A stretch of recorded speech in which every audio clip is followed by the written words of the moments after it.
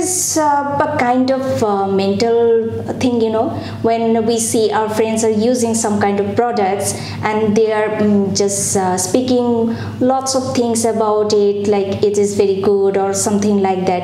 We feel that we also need to buy this product, and there is a thing that if we don't buy this thing, we can feel that maybe my social status will not be up to the mark with my friends. So this is one kind of thing, maybe. Absolutely. Do you believe that the advantage of consumer society outweighs the disadvantages?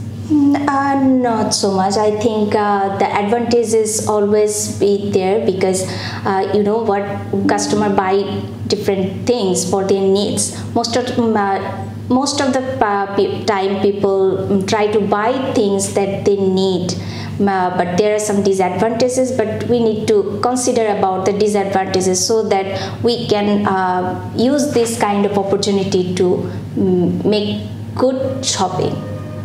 Okay. How possible is it to avoid the culture of consumerism?